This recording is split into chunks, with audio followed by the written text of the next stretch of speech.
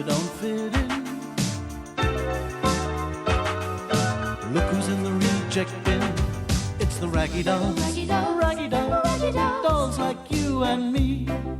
Raggy Dolls. Raggy Dolls. Raggy Dolls. Raggy Dolls. Made him perfectly.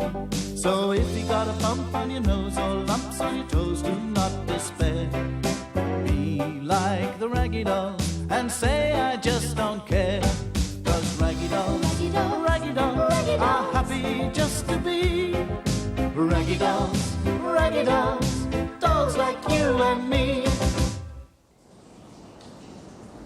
The Raggy Dolls were spending the night in an old smuggler's cave.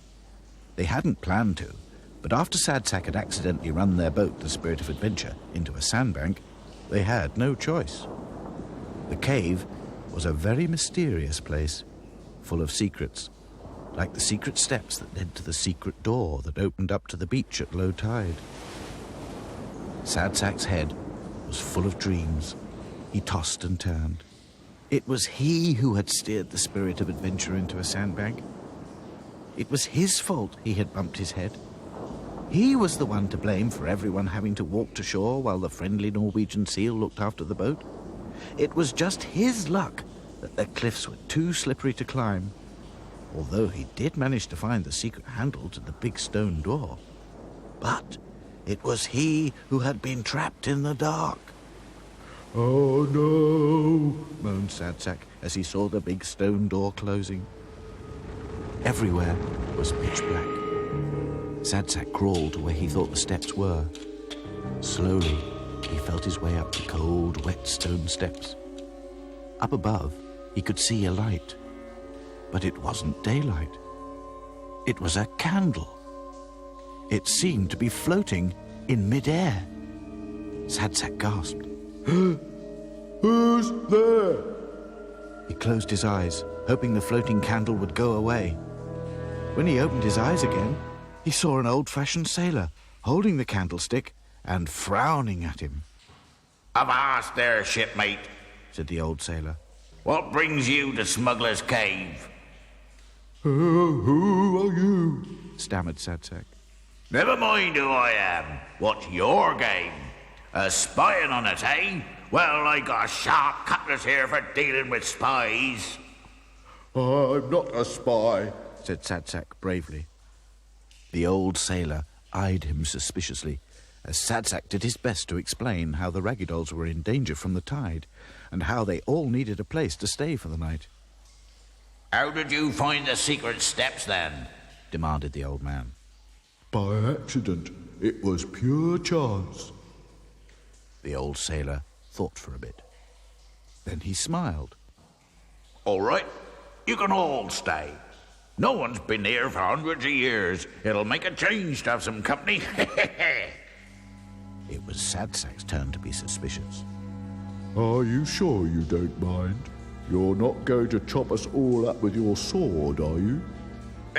What, me? No, take no notice of me. Me bark's worse than me bite. Come on up, I'll show you the cave. With the candle in one hand and Sadsack in the other, the old sailor made his way up the steep stone steps. Up and up they went, until at last they emerged into a big cave. They sat down among some barrels and introduced themselves. The old sailor said his name was William Cattermol. But they call me Billy Cat's Eyes, 'cause I can see so well in the dark. He explained how he'd run away to sea when he was a boy, but life in the Navy was very harsh, so he jumped ship and returned to his village. "Are you a smuggler, then?" asked Sadsack. The old man nodded.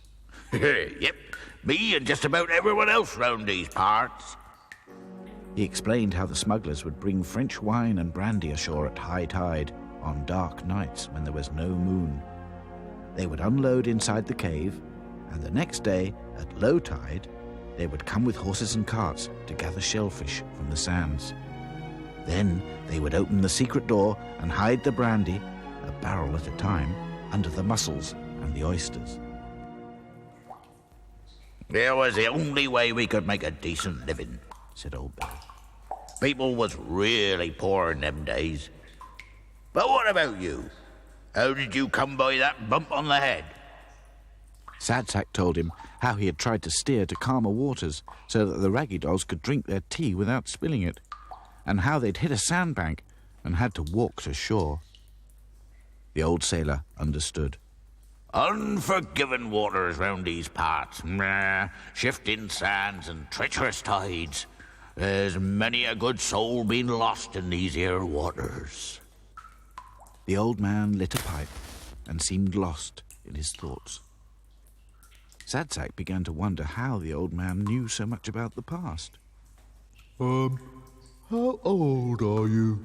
He asked, as politely as he could. Old Bill just laughed, but Sadsack was not about to be put off. Do you live in this cave? Old Bill laughed even harder. Dear me, no. Blistering barnacles. I haven't laughed so much in a long time. Live? Haven't you guessed, young Sadsack? Whatever your name is, I don't live anywhere. Sadsack was puzzled. What do you mean? Old Bill grinned, stood up, gave Sadsack a wink, and walked straight through the wall of the cave. Sadsack was speechless. He could not move. Old Bill was a ghost. He'd been talking to... Oh, by the way, said Old Bill, popping his head back through the wall. your friends are looking for you down below. The others! Sadsack had quite forgotten all about the others. He rushed to the mouth of the cave. Here I am, He called. here I am. The Raggy Dolls woke up to find Sadsack on his hands and knees, calling out in his sleep. The tide had gone out, and the sun was just rising. "Why, Sadsack," said Princess, "what hever's the matter?" Sadsack rubbed his eyes. I must have been dreaming. I thought I saw a ghost. "A ghost?" squeaked Lucy, suddenly very scared. Sadsack tried to reassure her. It was a very friendly ghost. It must have been that bump on the head you got yesterday. Yawned Dotty. Let's have some breakfast and then do some exploring. After a hearty breakfast, the Raggy Dolls stood on the cliff tops, admiring the view. They could just see the seals basking on one of the sandbanks. A short distance away was a ruined church. All that remained was part of the tower. Dotty shivered. Gosh, what a spooky place! But even more spooky was the inscription on the one remaining gravestone. In loving memory of William Cattermol, 1723 to 1764, who gave his life to save others on the high sea. "Billy Cat's eyes," exclaimed Sadsack softly. "What did you say?" demanded Lucy. Oh, nothing. Just, that's nice, or something. The Raggy Dolls were all very relieved when at last the high tide came in and they could set sail for home. With everyone on the lookout for sandbanks, they passed by the friendly seals who waved their flippers in salute. Goodbye, Raggy Dolls. Called the Norwegian seal. I hope I will be seeing you again one day, yeah?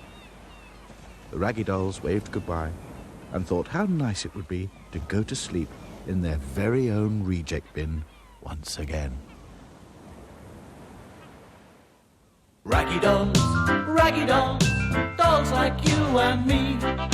Raggy dolls, made imperfectly.